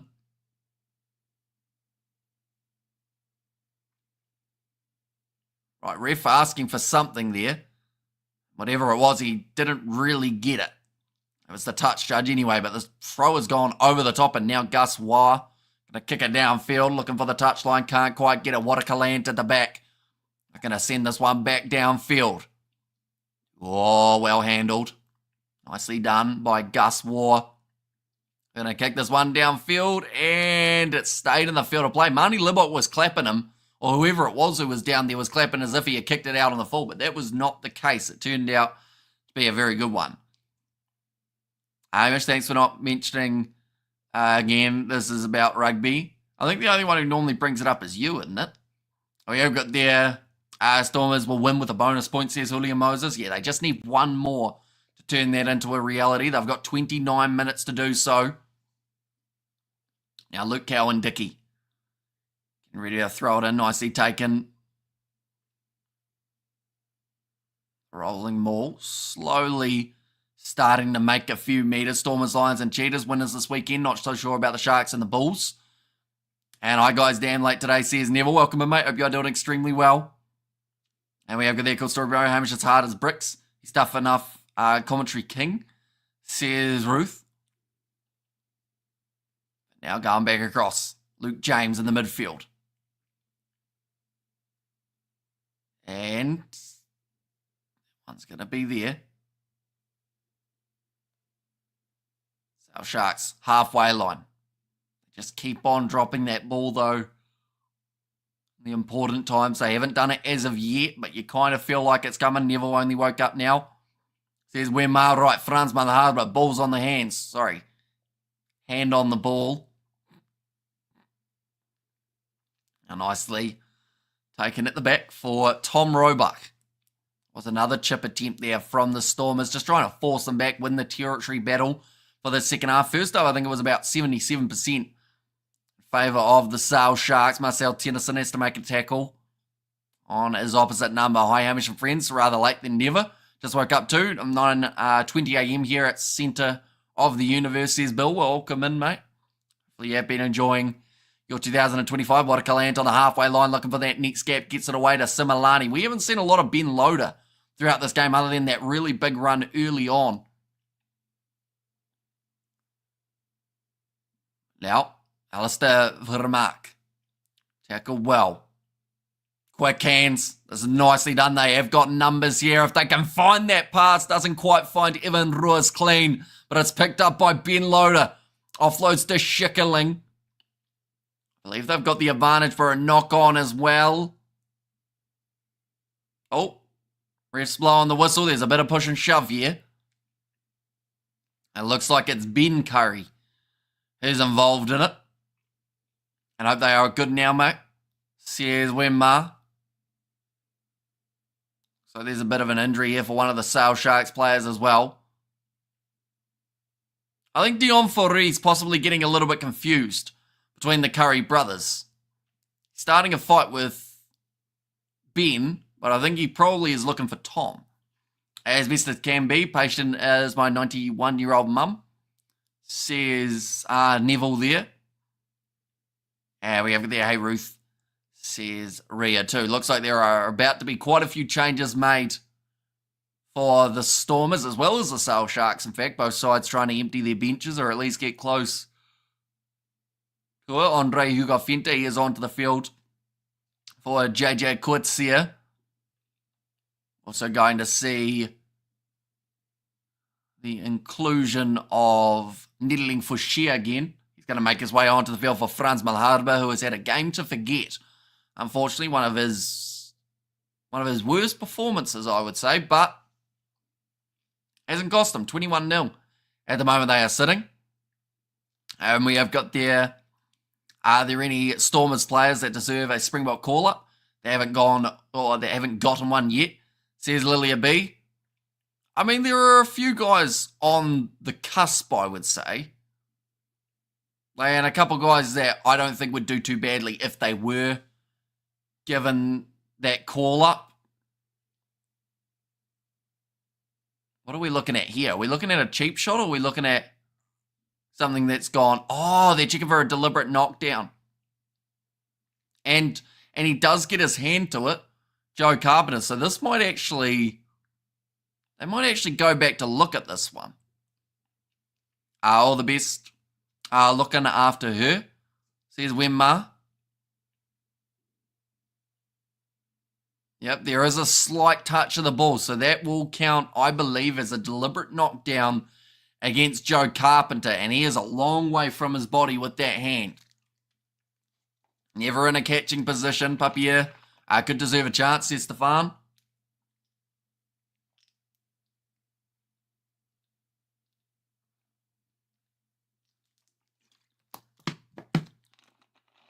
So Cheetahs and Co are really joining Super Rugby. Not sure yet, but there's a chance. Nothing really completely confirmed yet. Right, number 15, he's going to make his way from the field as well. The Sharks are down to 13 players on the field. I would be very surprised now if the Stormers can't get themselves their bonus point that they're after. So it's a deliberate knockdown. They have now got the penalty 22 metres out from the line. So they will not be going for the 3. They will be going for the 7. Currently 2 backs off the field, I should mention as well, for Sale Sharks. The 15 and the 10. Your 2 playmakers in this case. Neither of them out there. Mani Libok ready to kick this one towards the touchline. He's got a massive plaster bandage above one of those eyes. 5 metre line out here. Tell you what, he'll be very happy with this Andre Hugo Fenta. I do see in the background Salman Morak going down the tunnel for the Stormers. I don't know whether or not that's for an HIA or whether that is just because maybe a bathroom break. I'm not a Stormers supporter, but I think the Stormers will win this game, says Jason. Probably a safe bet. At this point, they've got themselves another penalty advantage. Stephen Nkura going back across now. Wide cutout pass. Well, that's a steep bounce, but it bounces into the hands of Watercalant, who will run it in and score the try in the corner. And that is the bonus point now for the Stormers, exactly what they needed. And now they can just keep on increasing that points differential. But Watercalant, great try from the number 15. He's been involved throughout this game. At times hasn't had too much chance on attack. But when he is involved, you can certainly tell. But that was an awful bounce of the ball. I don't think I've seen a ball bounce that steeply in a while. But then it sits up for Halant when it's slapped back by his teammate. And we have good there. Halant scores. Are we so desperate for Super Rugby? We'll take it. Force played cheaters here about 2 months ago. Says, cool story, bro. Now chance here for Mani Libok. Bonus point, says Grant. Yeah, much needed points. So now at the moment, the way that the table sits. Oh, that kick has missed from Libok. So the score will remain at 26 points to 0. So, with that, the points differential at the moment is minus 21 for the Stormers. Actually the same as Racing 92, but they've got that bonus point. So they go that little bit higher. They would be in 5th at the moment the way that it sits. But the problem is they are playing Racing 92 next week. So they need to really increase their points differential. In fact, it sounds crazy to say, but they need to increase it that much so that Sale next week, they have to guarantee that Sale will lose to Toulon and get them pushed down further. So, yeah, there's a lot that can happen in this group. But the Stormers, they aren't completely out of it. Lovely touch by Loader.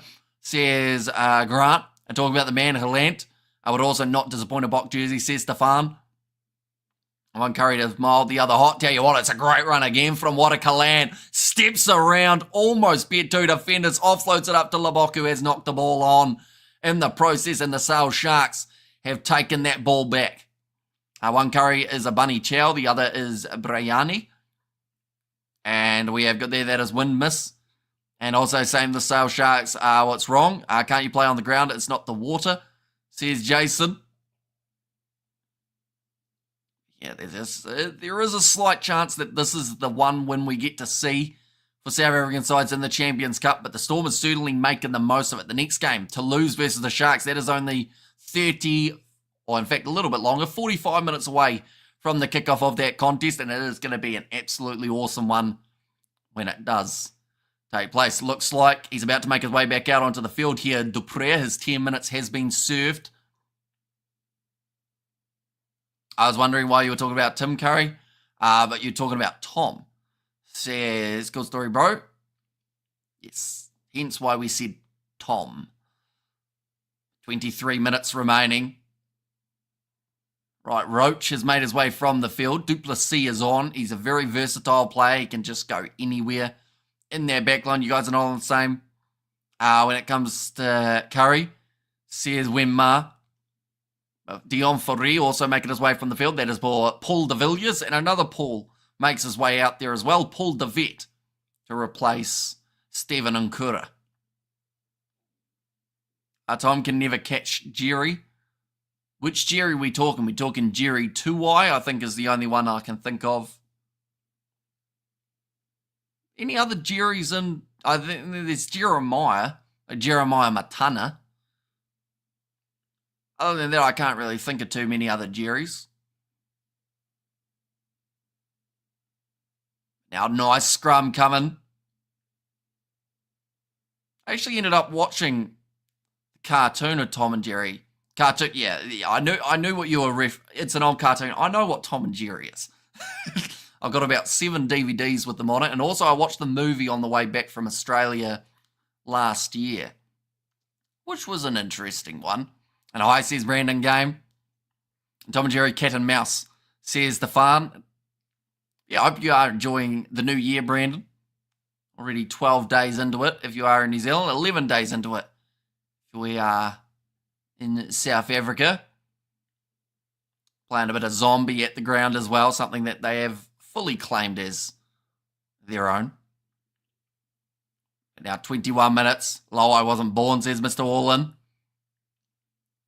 And all the last Sharks are sunk here. Can't believe there's no response from Sale. Now, nice pass on the outside. Once again, bit of open space. Similani tries to kick him behind.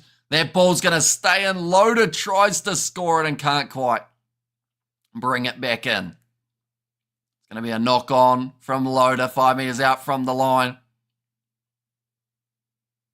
He's trying to say that he didn't knock it on. We're about to see a replay to see whether or not he was lying. Yeah, he did knock that on. Hamish is too young to know Tom and Jerry. Even I know the stupid one. The stupid one where they talk. Oh, I've watched a lot of Tom and Jerry. That was one of my go-to shows. That and Scooby-Doo. They were the ones that I spent countless hours watching. Gus Waugh making his way from the field. Thomas will make his way on. So this morning in traffic next to Marnie Libok on his way to stadium, I greeted him. Wished him a beautiful day. He said, thank you so much. Says Joseph. I'm sure he appreciated that because he also probably gets a lot of terrible things said towards him when he's in the vehicle. But, yeah, he must have enjoyed that. How much affiliation do you feel towards Scotland, Hamish? Pretty much none at all. You watch Family Guy, says Mr. Allin? Not really. That was one of those shows I never really got into. Like, not because I didn't like it, just because it was always on at a weird hour. I also wasn't allowed to watch it for a long time. But you still did every once in a while because I was such a rebel, as you guys will obviously know. That's going to be not straight for the scrum feed. Or sorry, not for the scrum feed, but the scrum push. So with the time difference, you're technically from the future for us here in Southland. Says Sakabula. That is true. And definition of born losers, Tom and the Coyote. Or the Coyote, sorry, from Roadrunners, says Stefan. And thanks, says Joseph. Did Hamish watch Wiggles when he was little? I did, yeah. I did end up going on the Wiggle ride when I was a bit younger in Australia. But I had to do it by myself because no one else wanted to. So there's a very sad picture of me in like a Wiggles car by myself, which will never see the light of day. Now, Marnie Libok firing at the wide, cut-out pass, 19 minutes remaining at Similani. It doesn't look like the Stormers are done as of yet. To grow up with high five, not a massive amount. That was more like my sister's era. She's only like a couple years older, but I wasn't much of a high five bloke. In fact, I don't think I could name you one of the 5 from a high five.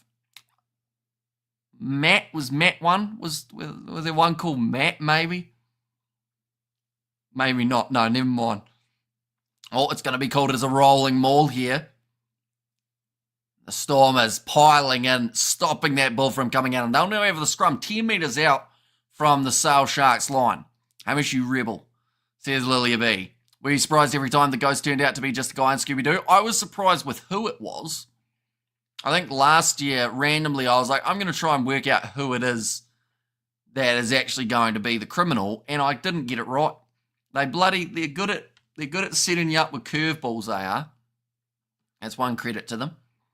Anyone in Los Angeles feel for you guys? Just put $30 into Helping Fire. Good on you, Brandon.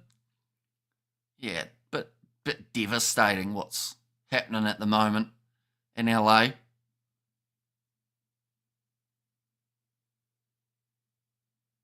Currently the Stormers, they have got 21 is their differential, but that is in the minus. I think they still need at least 2 more tries here to be slightly confident. So Sale Rugby sides just need to make the top 4 in their pool to go through. Explains why they don't send the best teams overseas. Says Albert. But the problem is, like, they might not make the top 4. Like, a lot of the South African sides are sitting dead last in their groups or in 5th, which only puts them through the Challenge Cup. That's a great run from Paul de Vet. And he did get it down. Another try goes the way of the Stormers. Try time. Says Grant there. I grew up in the Heeman and Gummy Bears era. And then came Robotech. I've never heard of any of those. Who was High Five? I think it was like a 5. It's kind of like the Wiggles, except they were more into dancing, I think. I honestly can't remember any of the names. Charlie might have been a name of one of them, actually. Maybe. Ren and Stimpy was for the cool kids. Never watched it. I see what's happened there. Very sad.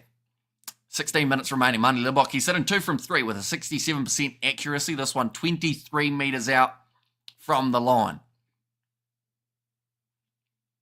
Ball being held on the tee. There is a bit of a breeze. And he's brought it around very nicely. That'll make the score now 31 points. In fact, 33 points to 0. Stormers by 15. I hate when I get it wrong. Says Wen Ma. I mean, I don't think many people were predicting this. Like, to be honest, the odds for this game, the Stormers were favourites. But in terms of the overall odds, I believe the betting line for the handicap was 6.5, which means that not many people saw this one going in favour of the Stormers by more than that 6.5 margin. I love Scooby-Doo and Shaggy, says Ruth. Oh, yeah, good score. Says, good story, bro. They'll pass it on the outside here for the Sale Sharks. 15 minutes remaining. They still want some form of points from this game just to help their differential. Of course, they will be losing 33 on their overall differential here. Now, Similani passes on the outside to Mani Lebok, runs straight into Curry, who suplexed them down to the turf. And just look at Sale team.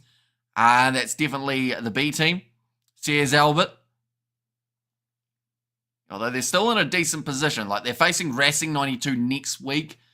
They're just showing there Joe Carpenter 3 appearances in the Champions Cup. That seems like a very random stat. He makes his way back out there after the yellow card. Hamish, are you covering any cricket? Not at this stage. Just because if I was going to, I'd want to fully commit to doing multiple games, but we just haven't found time to do so. I'm a Pinky and the Brain fan. I've heard of it. I've never watched it, though. As you guys know, I have not seen a lot of things in terms of shows and movies and whatnot. You can't say handicap anymore. It's differently abled odds, says Grant. And that is why Super Rugby 12-14 was much tougher and better than European Champions Cup. In the latter, you only have to play 6 or 7 top matches to win the Euro Trophy. In Super Rugby, it was 12 to 14 top matches, strength versus matches. Anyone remember He-Man? I do not know. And Sales sent their phone on a nice week-long... sent their players on a nice week-long holiday. Lovely company to work for. Kicked them behind here. What a Calant has booted it straight into touch. No Futurama. No. Didn't watch Futurama either. So adorable, Hamish. Says Danielle. Do you follow the South African Betway 20 tournament? I haven't been, just because of the lack of coverage that we get to see here in New Zealand. Like, when it's on YouTube with the highlights, that's the type of thing that we get to see, but we don't get to see full games, which kind of sucks. Have you watched a horror movie? I once watched Cabin in the Woods thinking it was a comedy. It wasn't, but I decided to stick through it, just waiting for a laugh. There wasn't a laugh. There was a lot of gruesomeness in that one. No, nice pass on the outside here for the Sale Sharks. They're making a lot of meters in the second half. Brotown, never watched it. How many minutes left? Still another 13 minutes remaining. Oh, another knock on. This time from, it was Jean-Luc Dupré. It's a horror comedy. Well, I don't remember laughing. I think I was too petrified. And we have got there, Sale might as well be for Sale. says Neville. There are only a few of us here who watched He-Man and collected the figurines. And they're actually going to make a He-Man movie, says Albert. Right. I have no idea what it is. You make me feel really old, Hamish. No, I just have a lack of, TV show and movie knowledge, just from not watching many.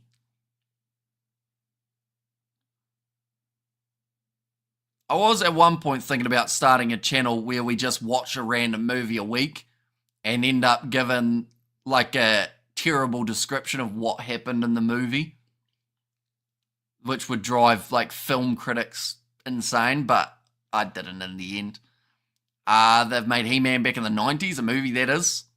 A full episode of Shortland Street, probably not for a good decade. My mum and sister used to watch it, so I kind of saw it on TV, but didn't watch it that much.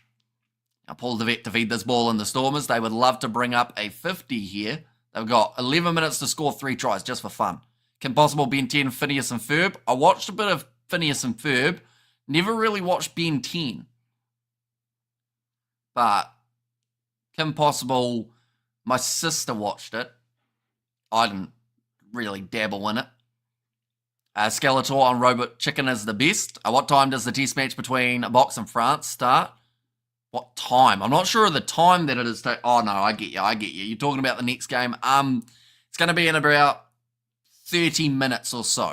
Do you think Sale can get a comeback? No chance at all. They've got a chance of scoring once in this game, but I don't think they've got any more than that, unfortunately. Mum and Sister's OG.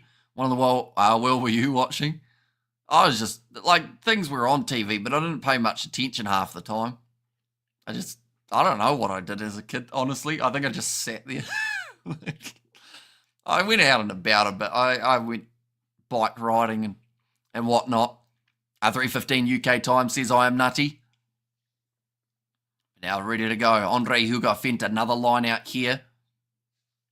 Still 10 minutes left. The Stormers, their line out has been relatively strong throughout this game, and it has happened again. Paul de Vet trying to find his way through. Now Alistair Vermaak off to Evan Ruis. His return for this game is yet to score a try. Almost got one a little bit earlier on. Did missed out. Now Van Heeren. Chopped down 5 metres out from the line. Andre Hugo Fent can't quite stretch out. De Vet goes off to Nettling for Shea. Will be 1 metre short. He might have even dropped that ball in the process. Hamish, when got scared, thumbnail, don't click on it. But dumb like me and don't care. And Andre Hugo Fent, he does go with the pick and go and scores. It's try number 6, isn't it? For the Stormers, they have dominated in terms of the scoreboard in this game. Sale had much more possession and territory in the first half, but it didn't matter as the Stormers just kept going. And this is, it sounds bad, but this has been not even a perfect Stormers performance. You know, the first half they had a lot of shakiness. Their scrums were about as bad as we've seen from the Stormers this year. Well, it's first game. But, in a while, and it's still, they're winning by 40. Marnie Libok sitting 80%, 4 from 5 today. And we have got the real Sharks playing to lose just now, says Ria, and we are going to be covering that game on the channel as well. So anyone who is new, be sure to leave a like and subscribe. That game kicks off in 30 minutes time. Stormers victorious, says Danielle. Still 8 minutes to go. Can they get the 50? There is a chance. If they keep on scoring like this, Sale are back to 15 after having a couple men off the field earlier on in the half. But defensively, they just aren't stopping much. Stormers on fire, says Julian. And there's the proper thrashing now. Well done, the Stormers, says Sakabola. Kicked off long, nicely taken by Duplessis inside of the 22. And gets the ball into touch. The Bulls just win. A one home game with a bonus point. They can sneak into the 4 if you look at other teams' games to come, says Albert. And Stormers lost a lot of players who are on injury, like Damien Valimza, Sasha Weinberg, and Ngome Zulu. And outrageous fortune. My parents watched it, I think. I didn't watch it, though. Oh, the Stormers playing against the Cheetahs, Says WLK. I assume you're talking about the kit colour, and yeah, it is pretty similar. The side for the Sale Sharks certainly not playing like the Cheetahs at the moment. They have really struggled throughout this game. And back across to the left-hand side. Just to get one would be quite nice. Oh, there's another drop ball. Luckily for him, it's gone backwards, and his teammate managed to clean it up thanks to the great commentary game, which says, Russell, thank you very much, mate. And we are going to be back, of course, for that Sharks versus Toulouse game. One that a lot of people are keeping an eye on. Tell me you've watched Once We're Warriors besides Boy then. Once We're Warriors I haven't seen. I think I've watched Boy ages ago, like 15 years ago. But Once We're Warriors I haven't watched. Cheetahs immigrated to Amsterdam. Says Albert there. Next play, Wedding Day. Touch pause, number 14, engaged. Does that mean he's engaged for the 14th time? If so, he's been a busy man. Nice work, Stormers, kicking butt, says Terrence. Also, Hamish warning Brandon can roast now. Right, okay. As in, like, cook a roast, or just as in, like, insult, or like that kind of roast? Didn't realise the Stormers play cricket. Sale Sharks aren't batting today. Says Neville. Currently 10 metres out for the line here for the Sale Sharks. And they get the ball again, just not able to get it out of there. You have to. Great commentary, says David. Thank you very much, mate. And yeah, like I said, we're going to be back for that Sharks versus Toulouse game. Oh.